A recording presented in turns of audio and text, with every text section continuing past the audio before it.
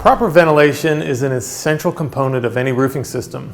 While this area has been often ignored in the past and your home may not currently have any or have insufficient ventilation, current building science has confirmed the importance of quality roof system ventilation. In this section, I'll explain the importance of proper ventilation and describe the various techniques we use to get the hot and moist air out of your attic.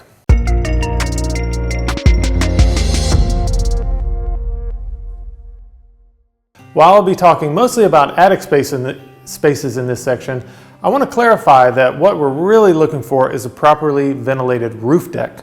Not all homes have attic spaces, or they may have portions of the roof deck that are not above an attic, such as a home with a cathedral ceiling. What we are really hoping to accomplish with ventilation is keeping the underside of the roof deck that the roofing is applied to as uniformly cool and dry as possible. For most people, it's obvious that allowing the air to escape your attic in the summer is important to keeping the attic as cool as possible. It may not be as obvious that ventilation is just as important in winter as it is in the hot months. One purpose of ventilation is to keep the roof decking as cool as possible. Lower temperatures on the underside of the deck will help keep your shingles lasting as long as possible because they are not being routinely baked on a hot summer day. Keep in mind that on a 90-degree day, poorly ventilated attics can reach temperatures easily of 140 degrees or more. This kind of heat is extremely hard on all of the building components, including any air conditioning equipment running in your attic. Now, I have to say, you've got to be realistic about what your ventilation can do. In the hot summer months, even the best ventilated homes and attics are going to be hot, no matter what you do. However, cooling your attic through proper ventilation by 10 or 20 degrees can make a big difference in the long run for the performance and life expectancy of your shingles. Hey everybody, thank you so much for watching this video. Please hit subscribe so you can be a part of my channel. You can watch all my videos that cover complete stages of both shingle and metal roofing. There's tons more content coming out soon about all aspects of roofing, including skylights and trim and sheds and whatever you're interested in. In the winter, the problem with inadequately ventilated attic spaces is the buildup of moisture in the attic and the condensation that results. In the winter, the heated portion of your home forces moisture up into the cooler attic space. When that moisture comes into contact with cool rafters and roof decking, condensation can occur. This condensation can damage and rot the wood, cause the growth of dangerous mold, and drip onto insulation, reducing its effectiveness and even damaging ceilings. This type of moisture buildup can cause serious health and structural problems. If you're thinking that heat might also be ventilated out in the winter, you're right, but the solution is to better insulation on the ceiling rather than trapping all that moisture in your attic by preventing it from venting out. So as we've discussed in the section on ice damming, proper attic ventilation is also important to prevent the freeze-thaw cycles that can cause these problems. So for more detailed information on ice damming, I want you to watch that section of the video. All right, so to properly ventilate your attic, you're going to need a way for the outside air to get in. You're also going to need a way for the air to escape your attic. Okay, so the air coming in is called the intake. The air going out is called your exhaust. Ideally, these functions will be served by an intake venting at the soffit area and exhaust venting at or near the ridge of your roof. Okay, the idea is for fresh outside air to come in, travel across the underside of the roof deck, and then exit at or near the ridge. As we know, hot air rises, so locating the exhaust venting near the ridge makes sense, as that is going to work well with the natural convection of hot air. Now, there are some exacting formulas that you can use to calculate the ventilation requirements of your roofing in your attic space. For the purposes of this video, I'll just say that you really want as much ventilation as possible, and that you want to make sure that all the areas of your roof deck are ventilated. It is essential that you have approximately the equal amount of intake or soffit ventilation as you have of exhaust ventilation. Having a ton of intake ventilation and not much exhaust, or vice versa, isn't going to do you very much good. So if you're into math and you feel like you want to take the time to calculate the proper amount of ventilation required for your house, you can look online. There's a bunch of roof ventilation calculators that allow you to use a formula and the square footage of your attic to determine how much ventilation square footage or square inches that you need. So for this video though, let's just say you want as much as you can get. When you're evaluating or installing your ventilation in your soffit, okay, your areas down here at the eaves, please make sure to check that air can actually pass from the vent that's in your soffit up into the attic. Often you might see these vents on the outside, but they've been either painted over or there's been insulation or framing wood that's in the attic between the vent and the attic space that is keeping fresh air from flowing through the vent. So double check. You probably have to look inside your attic and make sure you can see some light coming out of your soffit vents, and that'll ensure that air is actually getting up there. Just the vents alone doesn't mean that any air is getting through there. I see that all the time. So I've got a few different types of soffit vents here. All of these will do the trick. Just keep in mind that you want to have the same square footage of intake venting as you have exhaust venting. So you'll have to space these vents accordingly into the soffit area of your house. If you're starting from scratch, I'd recommend using this type of continuous soffit vent. It's really going to allow the maximum amount of air all down the length of the soffit. If you use those square vents or round vents, just make sure that you space them evenly so that you're getting even airflow. You don't want a lot of venting at one end of the house and not any at the other, or vice versa. We're not going to go into the installation of this product in the video, but I do want to mention that there's a solution for this type of home I've kind of drawn here that don't really have any soffits. There's a type of house that's real popular here in like the 50s and 60s. They built it, didn't really have any overhangs like this. It's harder to vent these types of attics because there's no real soffit for the air to get in. So there's a product that's called the Edge Vent. There's a couple different ones. This one's called the Edge Vent, and it's a good solution for these situations. Basically what you do to install this product is just cut a gap in the decking right at the bottom. You install the Edge Vent piece. It gets shingled over. You don't really see it much. And then the fresh air goes through that vent into the attic right here down near the edge and allows air to go in. So if you use that, you can get it from a roofing supply warehouse. Just make sure you follow the directions carefully when you install it. An important but often overlooked principle behind designing the ventilation system for your home is that you need to stick with one type of exhaust ventilation and resist the temptation to double up and have a ridge vent and say a power fan, or a ridge vent and a turbine. Some people want to have all the ventilation, exhaust ventilation that they can, which makes sense on a certain level, but it's really a mistake, and I'm going to tell you why. The real purpose of your roof ventilation is to draw cool air in at the soffit, up over the underside of the deck, and out at the ridge. What happens if you have two exhaust vents near each other at the ridge is that they short circuit this cycle. The stronger vent is going to pull air in through the other nearby vent and creating a sort of a short circuit loop of air that doesn't really pull any air in at the soffit. So for example, in this example, I've got a turbine vent here and a ridge vent here. And so if this is a stronger vent, what's going to happen is it's going to pull air in through the ridge vent instead of out the ridge vent. It's going to pull air in through the ridge vent. It's going to come up out of the soffit or out of the turbine and then come back around. And so you're going to create the short circuit loop of exhaust air, and it's really never going to pull air in at the soffit. And so this underside of your deck is never going to get ventilated. So keep in mind that if you already have an exhaust fan or turbine or square vent or something in your roof and you're planning on going with ridge vents, you need to remove that device and patch the hole so you just have a ridge vent and soffit vents.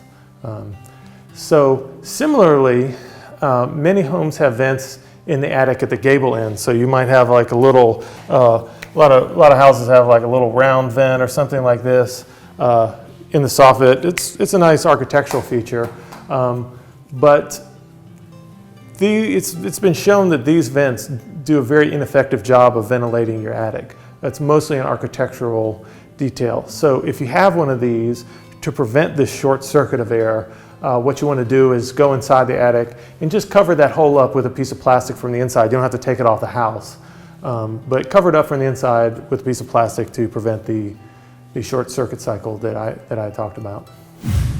On the exhaust side, to get the hot, moist air out of your attic, you've got several options, but by far the best is going to be this type of rigid shingle over ridge vent. If you've got a roof design that has a good amount of ridge in proportion to the attic space, you'll want to go with this option as the most effective and least likely to leak or break in the future. Look for a ridge vent like this that gets shingles applied over the top, and also one that has these baffles on the side. So the shingle is going to cover this part, but this baffle here is on the side. Studies have shown that these baffles are an essential part of the ridge vent as they help to pull air out of your attic. Some ridge vents don't have anything that sticks out, but those are not as effective. So if you don't have very much ridge on your house and you've got like a hip roof with a very small amount of ridge at the top, you'll need to go with one of these two options that I've got here on the table. Either the power fan or the turbine can work to exhaust hot air out of your attic. These come in different sizes depending on the square footage of your attic, so check the instructions to find one that's properly sized for your attic. You might need 2 fans or 2 turbine vents. You want to keep in mind a few things about these products. One is that with anything that has moving parts, they can and will eventually break, so you'll need to replace these at some point.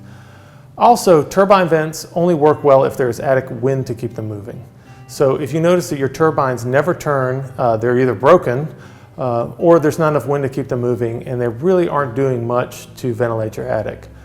The power vents can be a good option, but keep in mind that if you don't have enough soffit intake vents to let the fresh air in, or the fan is way too big for the application, what it's going to do is draw conditioned air from inside your house into the attic and out the vent. You don't want to do that. It's going to pull enough air one way or the other. So make sure that it's sized right and that you have soffit vents. Otherwise, you're just going to be pulling the air conditioning out of your house and into your attic, which is going to defeat the purpose. So these power vents come in a few different models. They all are going to have a thermostat that you have to set up there. It's right underneath the fan after you get it wired in. And I also always recommend to people you get the type of fan that has both the thermostat and what's called a humidistat. And a humidistat is a device that monitors the humidity in your attic, and it turns the fan on to exhaust humid air in the winter when the temperature might not be warm enough to turn the thermostat part on, but the humidistat will activate the fan to exhaust some of the humidity out of your attic in the winter. So now I'm going to show you how to install a shingle over ridge vent. First step is to cut a gap in the roof decking. Now I like to do this before we install the shingles, as it's easier to cut the vent if you don't have all the shingles in the way.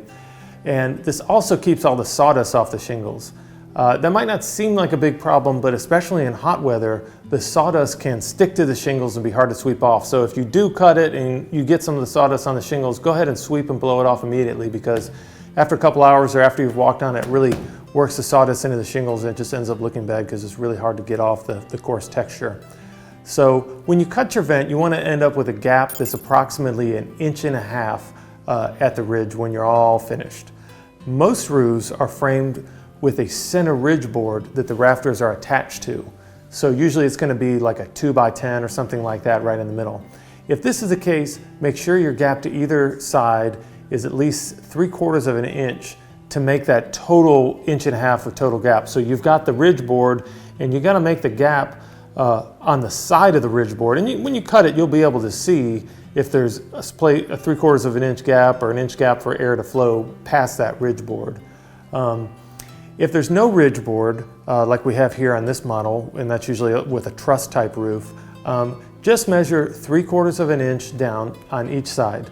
Make a mark at either end of the ridge where you're going to cut it, snap your lines, and you also want to make sure to stop your cut at least 12 inches from the end of the ridge, or any penetration such as a chimney that might come through the ridge, or for example this dormer that's behind me, and I've got this hip coming into to the ridge behind me as well. So we want to make sure to keep the ridge cut away from those sort of things, because we're not going to be putting a ridge vent over them. Similarly, if you've got another ridge line intersecting, like the ridge that I'm working on, you want to leave the cut short of that area too. So the idea is to prevent any rain that gets near the edge of the ridge vent from going under the vent and getting into the gap. Now, before you cut your gap, make sure to set your saw blade to a depth that will only cut through the decking and not into the rafters below it. This is the same technique when we did the plywood patch in the roof repair section. So most decking is 1/2 inch thick. Set your saw blade to that depth, a little bit more maybe to make the cut, and carefully make your cut on the lines. Watch out as you get near the edge of the roof, as you may be focused on cutting and not necessarily where you're standing. Once you've got the cut made, make sure to sweep away the sawdust, as it can be slippery on the deck and also get stuck into the shingle granules. So once you've got your shingles worked up to the ridge, you're ready to install your vent. Now, I'm just going to say, for demonstration purposes, I didn't actually cut the bridge vent because we need to use the model for some other things, but I think you can imagine what it'll look like when you've got an 1.5 to 2 inch gap here at the ridge. Again, watch out for that ridge board and just make accommodations so you've got an 1.5 to 2 inches worth of gap here at the ridge. You can play around with the ridge vent before you cut your gap, just to get an idea about where the ridge vent's going to sit and that sort of thing. So at either end, what you want to do is place the vent into position so that it's centered on the middle of the ridge. Now, here's the vent that we're going to be using, and most vents have a line like this to help you line it up. Make a mark where one side of the vent lies at both ends of the ridge, and chalk a line to help guide the ridge as it goes across the roof. Now, there's some disagreement as to whether you should run the ridge vent all the way to the end of the ridge or not. The fact of the matter is that the attic space you're trying to vent ends before the soffit area starts. So there's really no point in having the vent that runs all the way to the edge of the roof, because you're not going to have a gap all the way there. However, some people like the way that it looks when the vent runs all the way to the edge of the roof. It's up to you. Most often, I've started the vent a few feet back from the edge, more at the point where the soffit ends and the attic starts. So if you're going to do this, make sure to use the same reveal on both ends of the roof so that it just looks even. In this case, we're going to start the ridge 12 inches back from the roof edge, and as a result, I've also would start my vent so that it starts 6 inches from that point. So if you add 6 inches to the 12 inches, you're going to end up with the vent starting 18 inches back from the edge of the roof. So this is so that the gap in the ridge is not right at the edge of the vent on the outside. So to begin with, you're just going to lay down your cap shingles at the edge of the roof like you normally would. You're going to cover that section of the ridge that doesn't have the ridge vent on it if you don't run your ridge all the way to the end. So keep the ridge caps coming back until you've passed the point where the ridge vent is going to start. So make sure that you've got good coverage under the edge of the vent, as water can get in under that point. All right, so you can see I've got a couple ridge cap shingles on. Again, I'm going to start my ridge vent at 6 inches, but the gap doesn't really start for 12 inches. So that way I've got a nice 6-inch coverage that's going to prevent any water that might get up under the ridge cap, because you'll see when we put it on, it's not completely sealed right there. Any water that gets under there is going to run down the roof and not run into our ridge vent there. So now that I've got these first 2 cap shingles on, maybe your gap's a little longer, whatever, we're ready to put the ridge vent on. All right, so we're ready to install the ridge vent. And what you're going to do to start with is place it along the edge of the line that you've either chalked, or in this case we just traced it with the silver Sharpie because this is a very short ridge. We didn't have to get the chalk line out. But you're going to put it in, get the one side down on the line, and then nail it. And using, again, this comes with these 3-inch ring shank nails. If you don't have that, you're going to want to get some 3-inch ring shank nails. But many vents like this one come with the nails already included. All right, so you're going to want to nail the vent down all along one side first. I like it to keep it even, and then put the nails in along the other side. You can go 1 and 1 on each side, but you want to make sure not to kink the vent or buckle it up in the middle. So take your time with the first piece to see how it's going to go on. It's going to depend on the type of ridge vent. Here's one pro tip for you, especially when you're working with roofs like this that are pretty steep. This is a 12-12. you want to be careful to not, your tendency might be to like jam it down and pull it super tight. The problem when you do that, after and you'd see this after you've nailed it on, is you're going to get some buckling because of the tension. So what you want to do, and this is what you're going to do when you lay out your lines, is sort of bring it up a little bit, like fold it over and then bring it up a little bit so that it's not completely tight under tension. There's a little minor gap in there at the top. So if it's pretty cold when you're working, you should leave a small gap between the two pieces to allow for some expansion and contraction in hot weather. When you get to the other end, you'll want to measure and install the last cap so that this end plug piece is facing outside. Once you've got the vent installed, you're ready to apply the cap shingles. All right, so these go down just like any other hip and ridge shingle. You can use either the pre-made hip and ridge shingles like this one, or take tabs from a 3-tab shingle. Start at the end and let the first piece overhang just a fraction. If you're in a windy area, you can place a bead of sealant down here to secure this first shingle. Keep in mind that the glue strip is in the middle of this shingle, so the first one doesn't have anything holding the edge down. Place your 3-inch nail here on the shingle. Make sure not to overdrive the nail and damage the vent, as it will cause the edge to pop up and could also damage the plastic vent. And I'd also make that point that when you're installing the ridge vent itself, you don't want to overdrive the 3-inch nails. You just drive it in, secure it snug, but don't wail on it because you can overdrive and damage the plastic. So also make sure that the ridge tab doesn't overhang the edge of the vent where it'll obstruct airflow.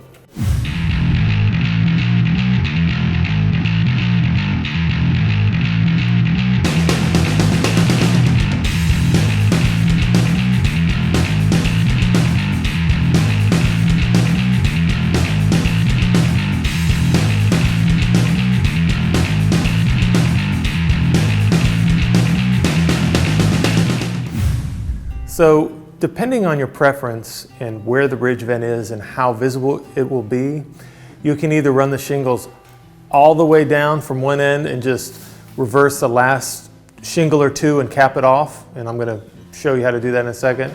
Or you can measure and have them terminate in the middle of the vent and work it in from both sides so that they meet in the middle for a more even final look. In either case, that's what we've decided to do here. Is just for demonstration purposes, we're going to put this one piece of ridge vent on. So I brought in 4 ridge cap shingles from one side, 4 shingles from the other side, and we're going to terminate it right here in the middle. So you want to cut your last ridge tab so that it looks like this, and the back end and glue strip aren't visible, and you have a narrow little piece like this.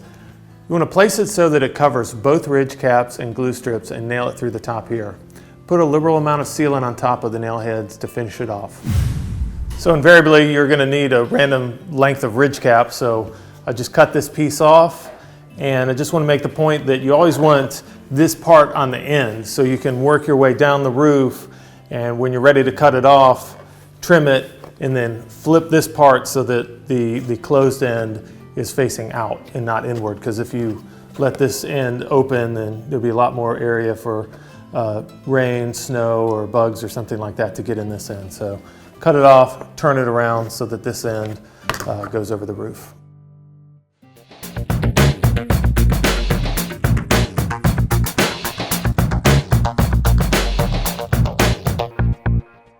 If you'd like the complete series for yourself on how to do shingle or metal roofing, you can go to my website, RoofingIntelligence.com, and there you can get a membership to either stream or you can get a DVD in the mail that'll show you how to do all the steps for either of those types of roofing. Enjoy this video. Thanks so much for watching.